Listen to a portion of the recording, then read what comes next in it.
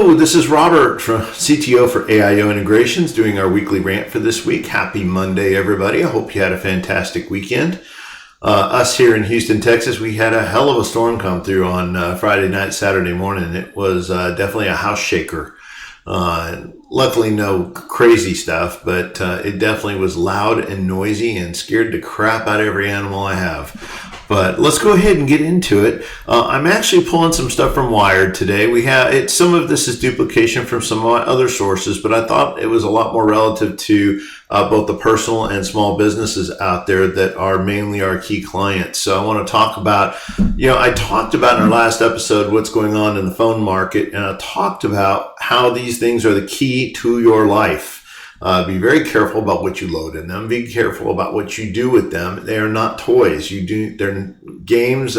Kids may use them for games, but us as individuals, we access our home accounts, our business accounts, our personal media, our email. Everything is in here. So these are the keys to the kingdom. And we are finding that Google Play Store and Apple, last week I published links on both, but significantly more on Google. And that scares me because I have one. I have a Samsung Android phone, and what we're finding is that there are several programs masquerading as other things that are doing a lot of damage. And what I mean by that is they are stealing passwords. They are masquerading as things that people use, like password managers, security programs, games, and such forth, and they are actually stealing your information. I would highly suggest you look at last episode. I put some links into those sources so you can go see the list of programs on both for Android and for Apple, because they're on both, and definitely check that out. I'm not going to get into the political news here, anything that's about Trump, Biden administrations I really don't mess with, so I'm not going to really talk about it. I do want to talk about the fact that Google Play Store is making the news again with issues. T-Mobile's web portal exposed 74 million accounts. And this is the third time T-Mobile, and I'm a T-Mobile customer, so this is, quite concerning to me. And this is the third time they have exposed business information, not business, but, personal information through their businesses. And so, this is third-party lawsuit written all over it from people. Again, they've already been a part to a couple of class action lawsuits. One or two I participated in. I'm sure they will get it again. Facebook is continuing to squash issues with their system, privacy issues they've had. I doubt they'll get them all. A while back, there was a breach for Deloitte, the accounting firm, and a lot of people don't realize that it has turned out to be a lot worse than they thought. So what they report initially and what comes out, 6 months down the line is usually much worse. So it's good that people are still following this to find out how bad it was, because there are a lot of, their customers are the ones being affected by this, and there very well could be a lot of third-party lawsuits. So if you are a firm that uses Deloitte, which usually that's bigger firms, not small businesses, then this is something that could definitely affect you. We're seeing things about hacking into more election software, not just in Germany, but in other places. Maersk, which is a huge shipping company, basically had a malware meltdown, and they did a pretty good job of dealing with it, but they are seeing that it was a much bigger deal than they thought it was. We have Windows patching some older versions of Windows, which is something they usually don't do unless it's really, really bad. So they are trying to do away with having to maintain Windows 10.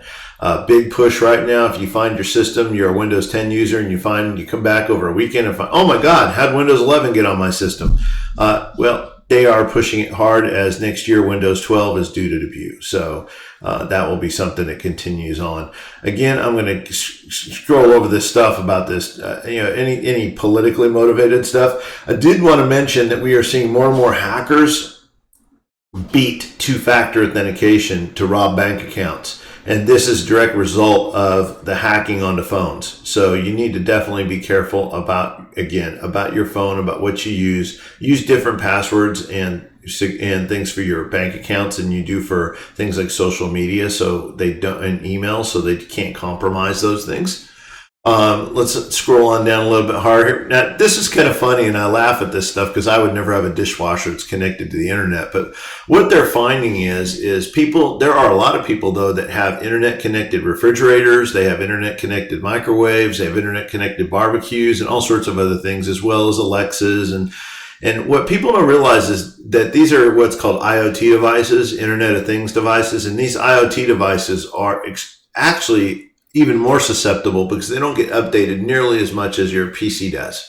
So they're not getting the attention. That goes for routers, that goes for switches, wireless access points, the whole bit. All these things are Internet of Things devices, and they are usually the least secure out of all of them. And they're not monitored nearly as much, especially if your modem is provided by your ISP. ISPs do not, like, AT&T, Xfinity, Spectrum, and so on. They really don't update these things as often as they should, and it is a problem.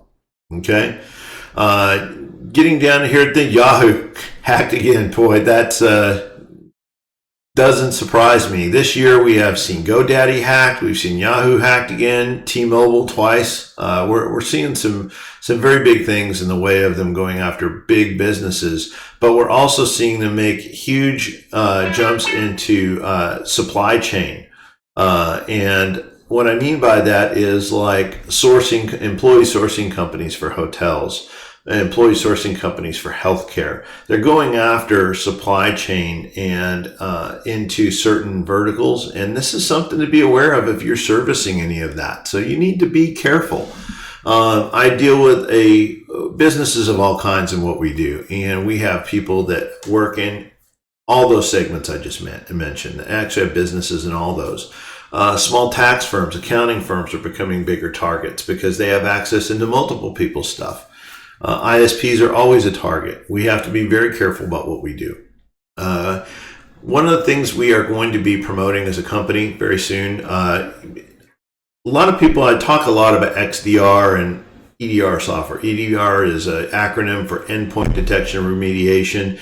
This is typical, this is what Norton and McAfee and Kaspersky and Malwarebytes and those kind of programs do. They detect and they remediate endpoint problems. The problem is the engines that they use and the way that hackers are getting into these systems don't really protect the systems the way they need to be protected. Thus, much of it is just getting 94% of it, or the statistics, it's 94% is just simply bypassing those things.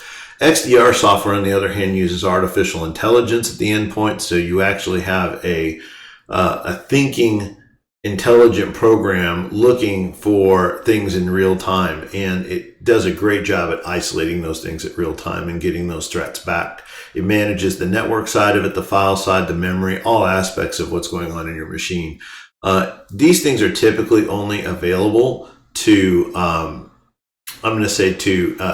end users that are parts of enterprises, like 100 employees and above.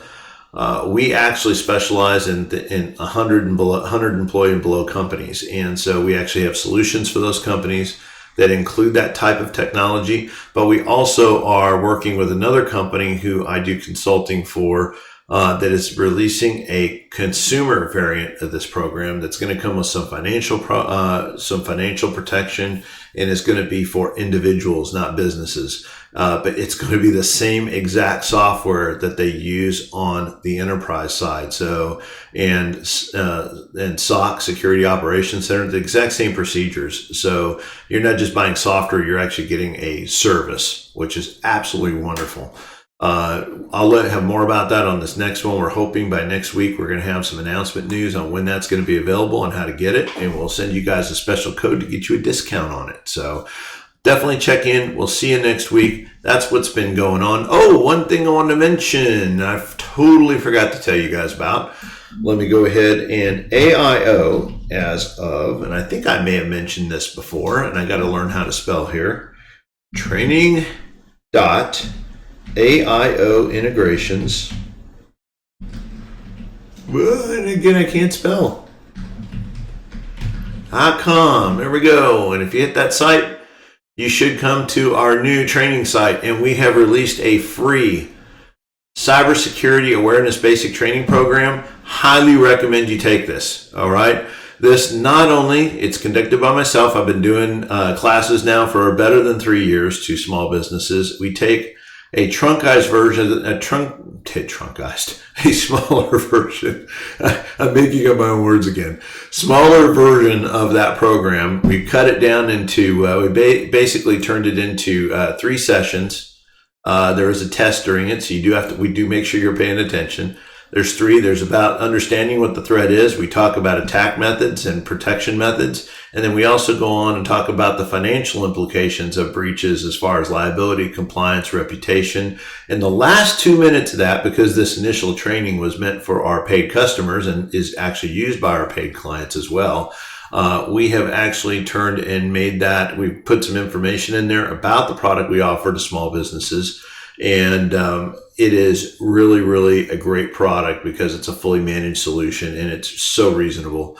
But check it out. It's free. If you don't want to listen the last 2 minutes, that's fine. Just go take the test and do it. You'll get a certificate stating that you've actually passed the training. You can use that for your employer. It's something that you can, it just benefits yourself in your everyday life, your professional life, your personal life. And it's information you should pass on to your kids and coworkers because they need to know this stuff. We teach you how to protect yourself, how to find and identify phishing methods so you know what's legitimate and what's not, and what to do if you're not sure. How to exercise zero trust to make sure you don't become the guy or the gal that lets in the wrong thing into your company or into your personal life. So definitely check it out. It's totally free. The only thing we ask for you is your name and email address to register. Ask for the class. We'll approve it. And once it's approved, you're welcome to go and take it. It takes a little over an hour. It's not a big deal, but it will be one of the best, best invested hours of your life as far as information goes. We've had nothing but great comments by it. I'm not bragging on myself. I'm just telling you what the feedback is. And I am happy to be able to offer this to people for free. This is something we've been charging for years. So we've actually decided to try and open it up and make it available to people. And if you find yourself at the end of this wanting to learn more, wanting to learn about our managed solutions, please message me back directly, either through Alignable or through LinkedIn or however you're viewing this, and let me know. I'll be happy to get with you. A very accessible person. Listen, we'll see you next time. Thanks for joining us on In the Queue and our weekly rant. Have a fantastic week.